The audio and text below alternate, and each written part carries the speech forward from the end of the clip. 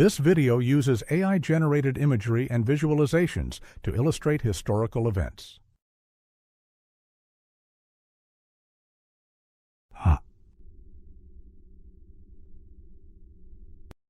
September 26, 1983. Just past midnight.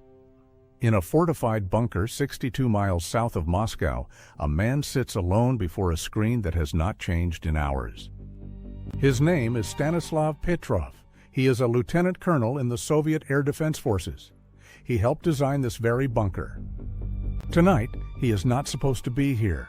He was called in to replace a senior officer who couldn't make the shift.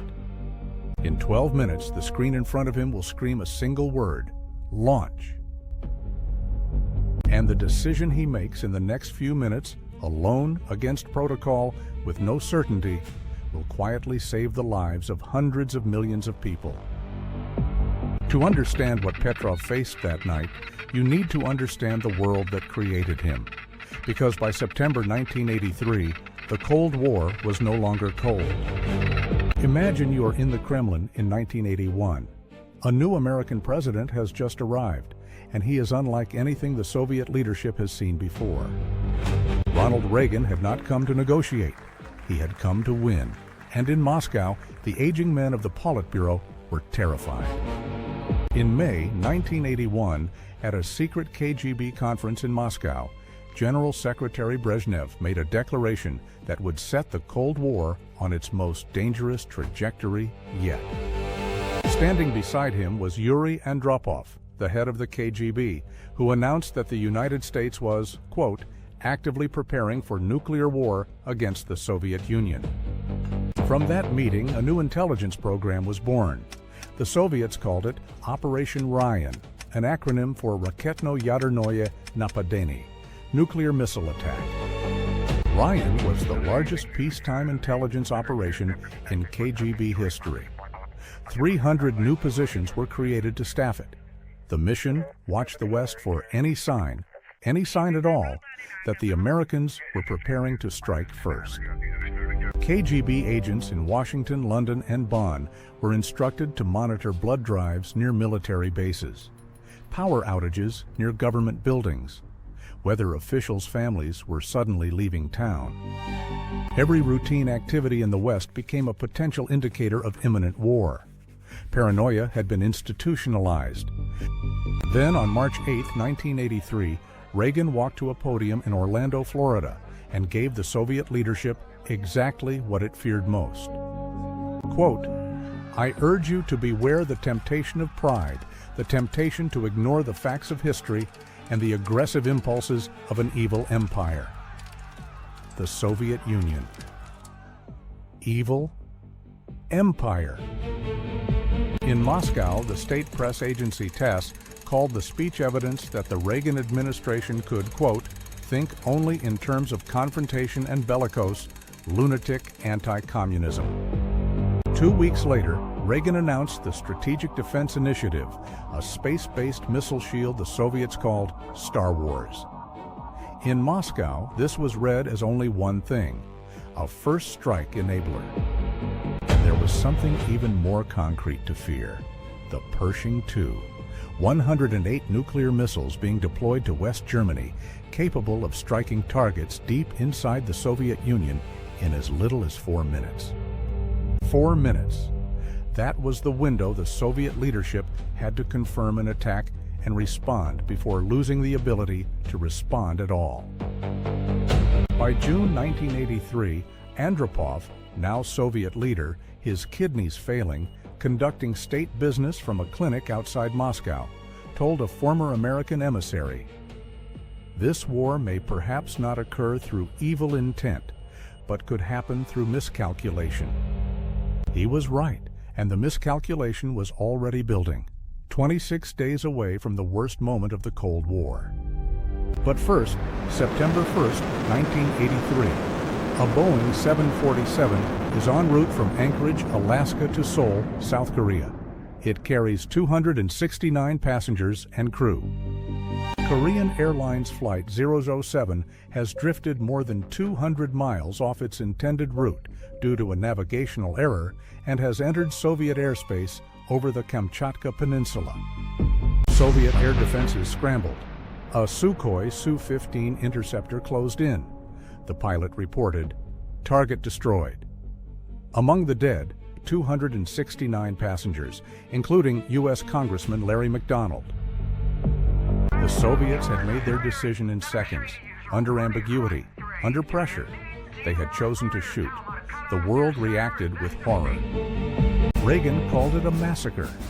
Inside the Soviet military, General Anatoly Kornikov, the man who gave the order to fire, had shown exactly the reflex that Soviet command culture rewarded. Strike first, ask questions never. 25 days later, the same reflex would be tested again, this time in a bunker under the ground, with a man whose instincts pointed in a completely different direction. To understand what Petrov was watching that night, you need to understand the machine he was watching it through. The Soviets called it Oko, the eye. Oko was a constellation of satellites placed in highly elliptical Molniya orbits, swinging out to an apogee of nearly 40,000 kilometers before plunging back to a perigee of just 600. Each satellite carried a telescope with a 50-centimeter mirror and an infrared sensor array designed to detect the heat signature of a Minuteman ICBM's exhaust plume against the cold black of space. The system had only entered combat duty in 1982, barely a year old. Its designers knew it had problems. There had been malfunctions. The software was not fully trusted. The system's critical vulnerability. At certain times of year, when the geometry of the Sun, the Earth's orbit, and the satellite's position aligned, sunlight reflected off high-altitude clouds could produce a heat signature indistinguishable from a missile launch. Petrov knew all of this. He had helped build the system. He was not a career soldier conditioned to obey. He was an engineer conditioned to doubt. His colleagues that night were career military officers, professional soldiers trained to give and obey orders. Petrov was the only man on the team with a formal civilian engineering education, the only man whose training told him to question the machine.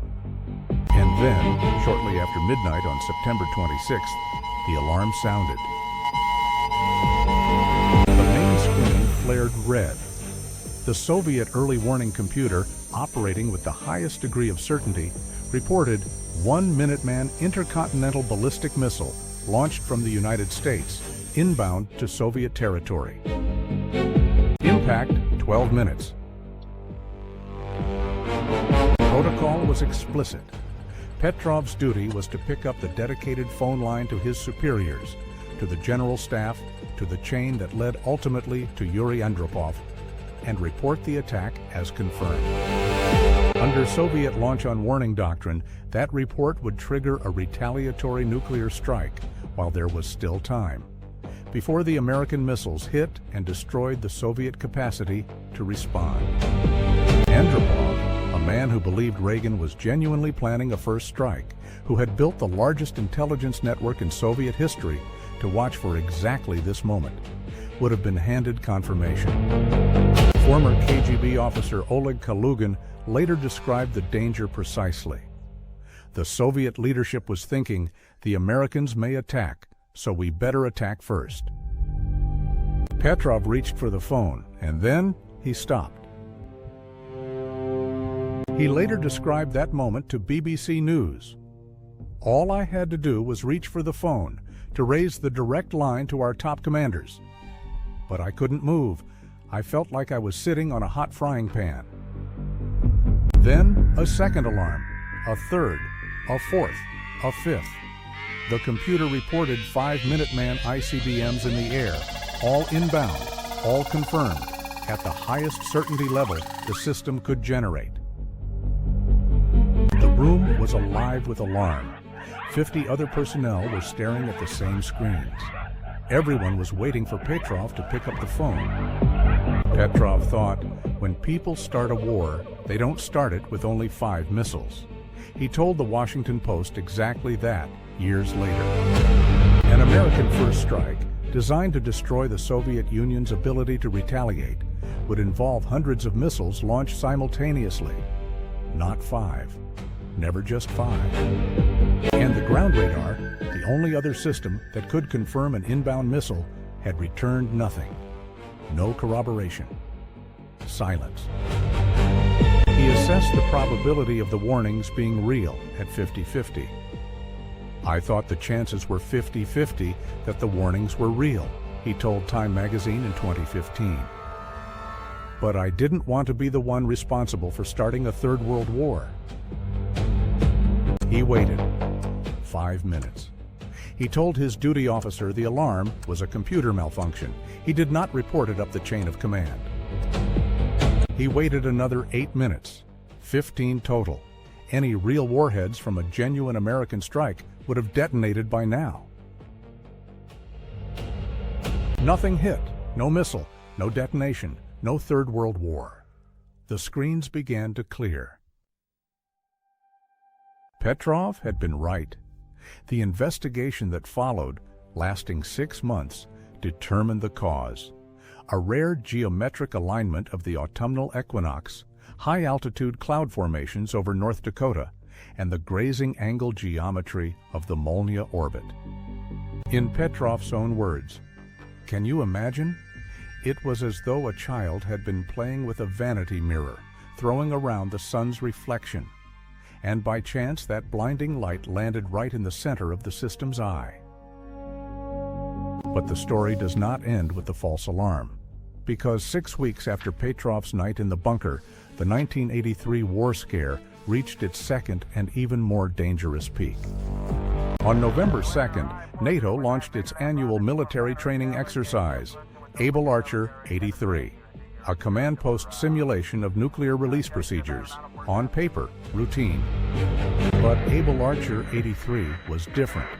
It involved a 170-flight radio-silent airlift of 19,000 American soldiers to Europe. It progressed nuclear readiness all the way to DEFCON 1, higher than any previous exercise, and heads of state participated directly. For the KGB's Operation Ryan analysts, filtered through 2 years of institutionalized paranoia, this looked exactly like what they had been trained to detect. Cover for a real first strike. On November 8th, KGB headquarters sent an emergency telegram to every residency in Europe. Watch for immediate indicators of nuclear attack preparation.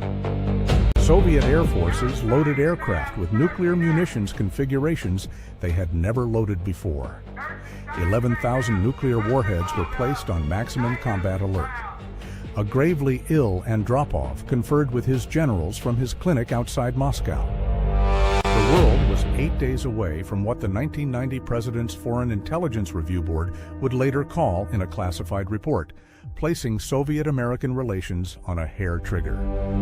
What pulled the world back from the edge was not American restraint. It was a Russian spy. Oleg Gordievsky, KGB colonel and resident in London, had been passing intelligence to British MI6 since 1974. Gordievsky was feeding British intelligence real-time assessments of how seriously the KGB was treating Able Archer 83. His intelligence reached Margaret Thatcher and then Ronald Reagan. Reagan's private diary entry from November 18, 1983, revealed the shift.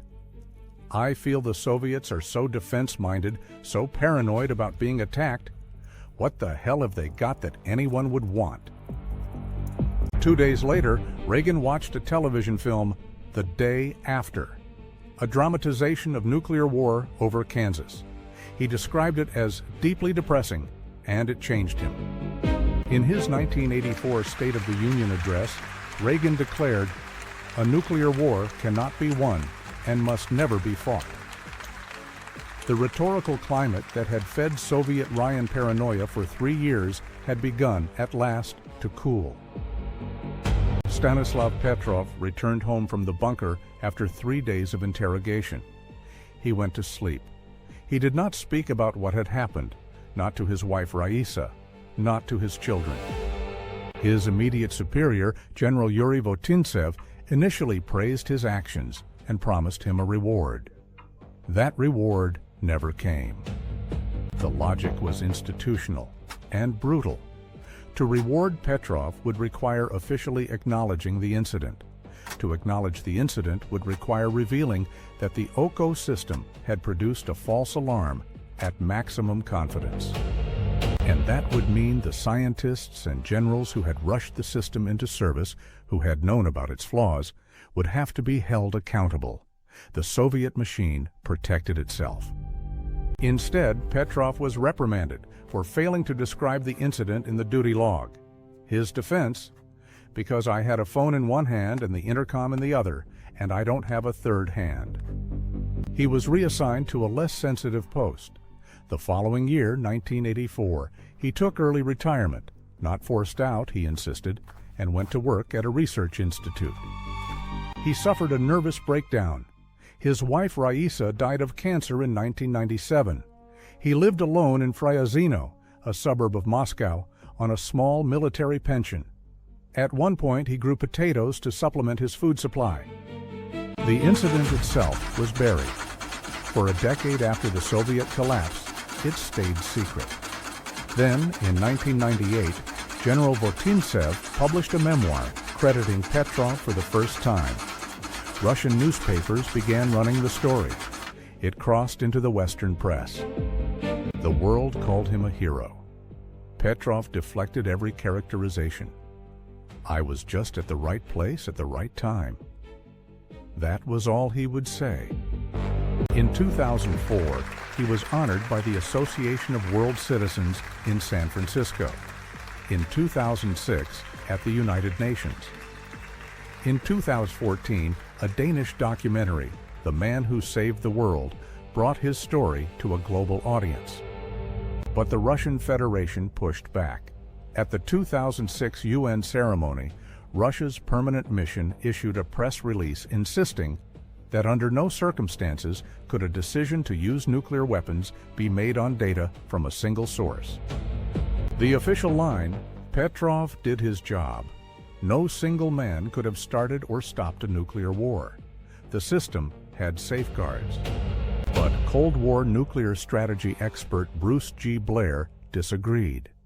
He called the Petrov incident the closest the United States had ever come to accidental nuclear war, and described the Soviet system at the time as, quote, very nervous and prone to mistakes and accidents. The more that has been declassified over the decades, the more dangerous the picture looks. Documents showing Soviet nuclear forces on hair-trigger alert during Able Archer. Soviet aircraft loading munition configurations never used before. CIA Deputy Director Robert Gates later said, "We may have been at the brink of nuclear war and not even known it." In his final years, Stanislav Petrov watched the world he had helped preserve begin to develop the same fault lines he had seen in 1983. U.S.-Russia relations cooling, nuclear arsenals modernizing, politicians trading nuclear threats. In a 2015 interview with Time magazine from his Moscow suburb apartment, he offered his final warning. The slightest false move can lead to colossal consequences. That hasn't changed. He also said something that has stayed with every scholar who studied the case. One way or another, you still need a person to order a launch of one of these weapons, and a person can always make a mistake. Stanislav Yevgrafovich Petrov died on May 19, 2017, in Fryazino, Russia. He was 77 years old. His death was not announced publicly for 4 months. No state funeral, no monument, no official acknowledgement from the Russian government that he had ever done anything extraordinary. Consider what the night of September 26, 1983 actually was. Not a triumph of diplomacy, not a success of deterrence theory, not a product of MAD working as designed. It was an accident of scheduling. One engineer called in to replace an absent officer who happened to have the technical knowledge to doubt a machine that everyone else was trained to trust. The system was designed to remove human judgment from the equation, to replace it with automated certainty. Petrov's presence reinserted exactly the human judgment the system was built to eliminate. And the structural fragilities that made the false alarm possible, the premature deployment of an untested system, the absence of redundancy, the single-source confirmation architecture, were never publicly investigated or acknowledged. The 1983 war scare, the Petrov incident, Able Archer 83, the KL-007 shootdown forms the most sustained near-catastrophe of the nuclear age, more dangerous in many assessments than the Cuban Missile Crisis. Because in 1962, Kennedy and Khrushchev knew they were in a crisis. They were communicating, negotiating, choosing. In 1983, neither side fully understood how close they were. The danger was invisible until it was almost too late. Petrov's decision did not prevent a nuclear war by design. It prevented one by chance, by instinct, and by the quiet defiance of a man who refused to be a cog in a machine. He was asked later in life whether he considered himself a hero. He answered the same way every time. I was just at the right place at the right time. If you enjoyed this video, please like, subscribe,